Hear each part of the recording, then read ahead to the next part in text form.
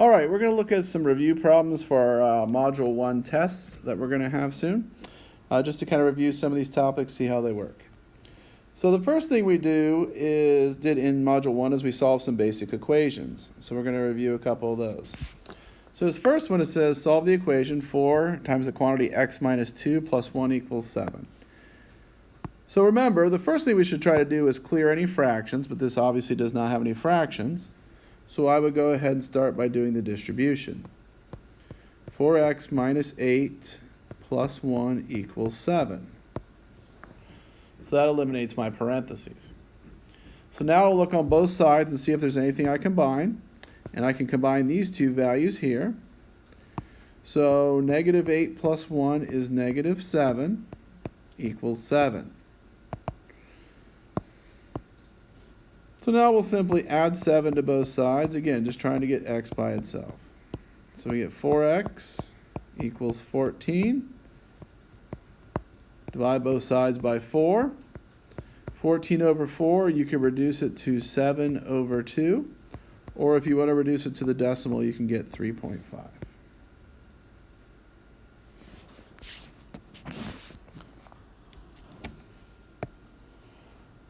All right, let's look at our second equation, which is talking about an equation with fractions. Remember, when we do fractions, we want to always clear the fractions by using the LCD. So if I look at the denominators here, I have a 7 and I have a 5.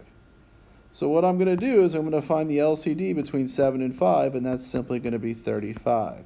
In this case, I can just multiply them together. Some cases you'll get a smaller one, but if you ever want to just multiply them together, that will always work for these problems. So now if I take my equation, x minus 4 over 7, and again, you'll notice I put it in parentheses, that numerator, because that will come into play later, equals 18. So I'm going to multiply everything by 35. So I'm going to put a 35 on top of all of them, even the 18 on the other side. And the reason I'm going to do this is going to simplify my equation. So 35 over 7 reduces to just 5. So I'll have 5 times x minus 4. 35 over 5 is 7. So I have 7 in x. And then 18 times 35 is just some big number. It is 630. So now it looks like a problem like on the first one, where I'll have to distribute 5x minus 20 minus 7x equals 630. But now you see I have these two x's I can put together. So that's negative 2x minus 20 equals 630.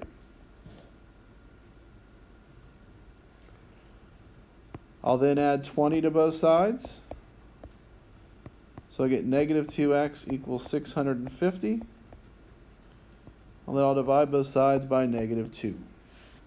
So 650 divided by negative 2 is going to give me negative 325.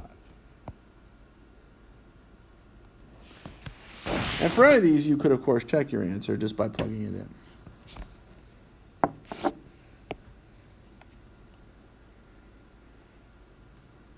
All right, the second kind of problems we did were with absolute value equations. So you can see we have some absolute value equations here. The first thing for any absolute value equation is you have to make sure your absolute value is by itself. That means on one side of the equation, you have to have just these two bars. So in 3, we are in good shape with that, but in 4, we are not, and in 5, we are not. So if you have the bars by itself, all we'll do is we'll take the 2x plus 3 and we'll equal it to 7. So you just basically drop the bars. And the other equation, because we're going to have 2, is going to be 2x plus 3 equals negative 7. So you're just taking this number and then its opposite. And then we'll just solve it. So I'll subtract 3 from both sides. So 2x equals 4. So x would equal 2 when I divide by 2. So that is one solution. Here I'll subtract 3, so I get 2x equal negative 10. I'll divide by 2, so x is negative 5. So those are my two answers. So the key is making sure you get those absolute values by themselves. So if we look at number 4, we will subtract the 7 because that is outside the bars. So we get -3. Absolute value x plus 2 equals 3. But now I also have this -3 I have to get rid of, which is not in the bars. So I'll divide both sides by -3. So I get absolute value of x plus 2 equals -1. But actually now this problem is done because absolute value cannot be negative. It cannot equal a negative number because remember absolute value is the distance from 0 and distance is positive. So you never can have a negative absolute value. Now, can you have solutions of negative? Sure, but the absolute value cannot equal negative. So this problem actually has no solution because it has no values that will make it non-negative.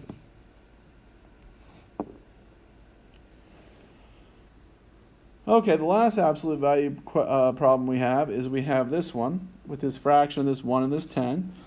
Same idea, we have to make sure that we are getting the absolute value by itself. So to do that, of course, I'll start by adding 1. So I get 1/4 3x plus 2 in bars equals 11. And then I'll multiply both sides by 4. Because to get rid of the 1/4, to get rid of division of 4, we're going to multiply by 4. So that's going to give you absolute value of 3x plus 2 equals 44. Now this one's in much better shape because now we have the absolute value bars by themselves equal to a 44. So now we can write it as those two equations. 3x plus 2 equals 44 and 3x plus 2 equals -44. So I'll subtract 2 from both sides. So 3x equals 42. Divide by 3, and so x should equal 14. And that is one answer. And we don't really have to check because as long as the absolute value bars equal a positive and our algebra is sound, we're going to get the correct answer. We'll subtract 2 from this one as well. So 3x equals -46. And so then we'll divide by 3, so x is going to equal -46/3.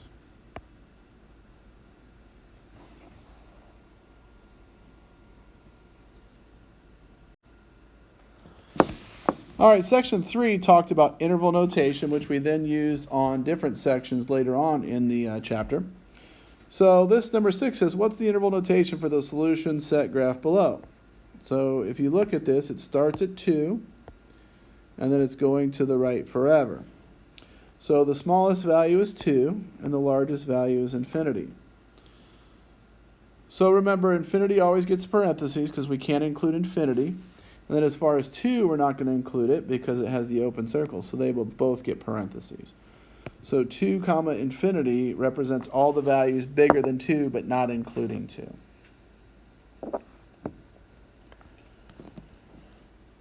All right, let's look at some other ones. So we have some compound inequalities and absolute value inequalities that we want to express our answer in interval notation.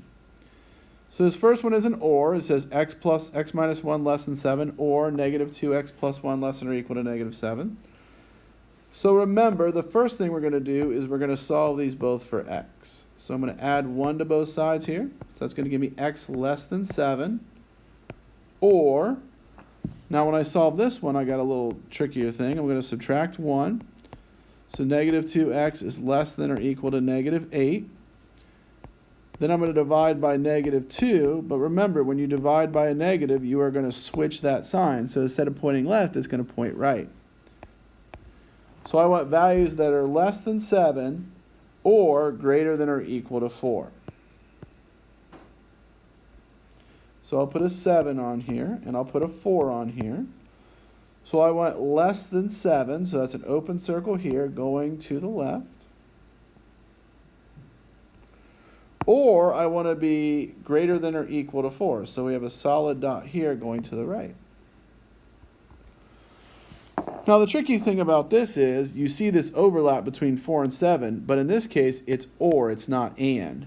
If it was and, it would simply be the values between 4 and 7. But because it is an or, we are going to have two values.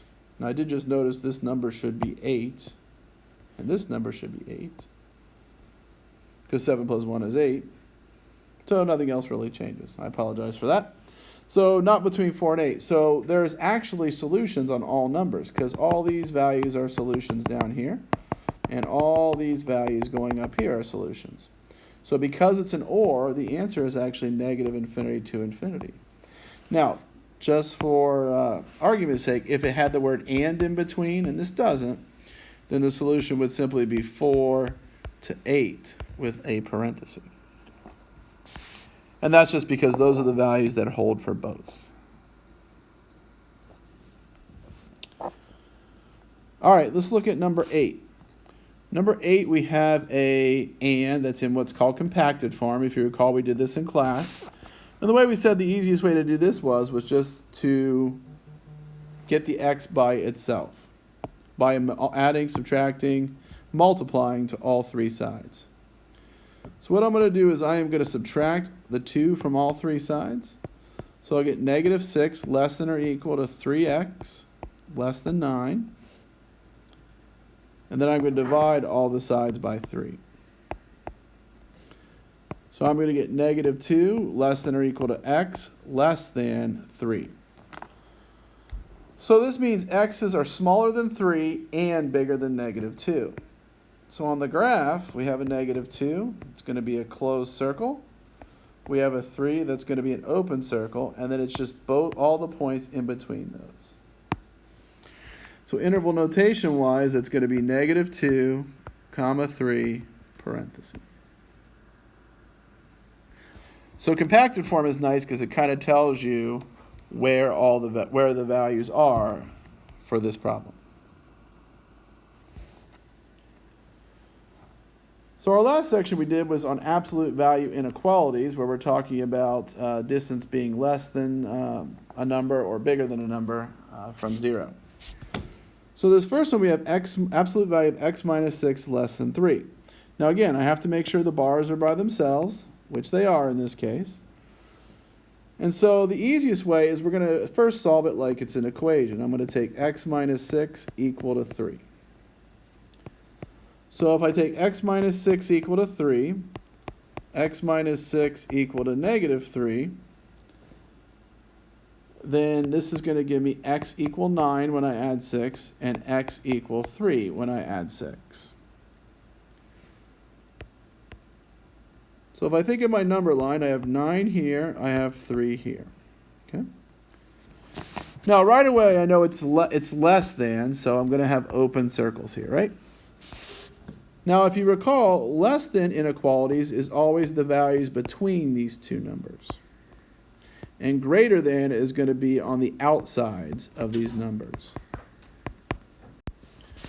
So if we think of these two values, this is the inside, this is the outside, and this is the outside. So in this case, it's simply going to be all the values between 3 and 9. So shading, it would just be this area, because this distance is smaller. Because remember, if you have 0, now we shifted 0, by 6 units, but essentially that's the distance that's going to be smaller between those points. Now let's look at 10. 10 is a greater than problem, but again, the bars are not by themselves. I can't stress that enough. So I would divide both sides by 3 first. So I get absolute value of 2x plus 1 greater than or equal to 2. So again, I think it's helpful to go ahead and just solve that. So equal to 2 and equal to negative 2. So I'll subtract 1 from both sides. So I get 2x equals 1, x equals 1/2. Here I'll subtract 1 from both sides. 2x equals negative 3. And I'll divide both sides by 2. X equals negative 3/2.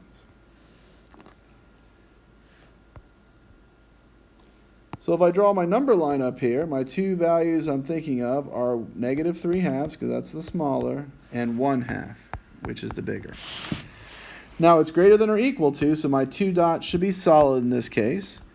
but I'm doing greater than, so I want the distance to be greater than. So the larger distance from the middle is always going to be on the outside. So we have this way and this way.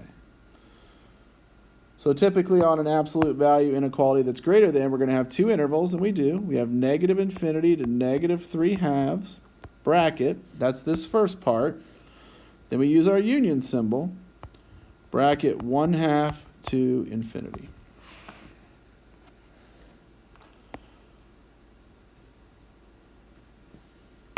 All right, let's look at our last question. Our last question says -6, absolute value 3x plus 1 minus 1 less than 11. Now, first thing I'll do is I'll try to get the absolute value bars by themselves. So I'll add 1, -6 absolute value 3x plus 1 less than 12. And then I'm going to divide both sides by -6. Remember, when you divide by a negative, you are going to flip the sign. So now we have this negative number. So this is the trick. These are our special solutions. Remember, absolute value. If you ever have absolute value greater than a negative number, that is always true, because absolute value is always positive, so a positive number is always bigger than a negative number. If you have absolute value less than a negative number, this is always no solution. So that's a good thing to have for your notes as you prepare for your test. So this one's bigger than a negative, so we know it's always true. No matter what x I put in there, it will always be true. So our solution is simply negative infinity to infinity. So hopefully this is helpful as you prepare for your first test.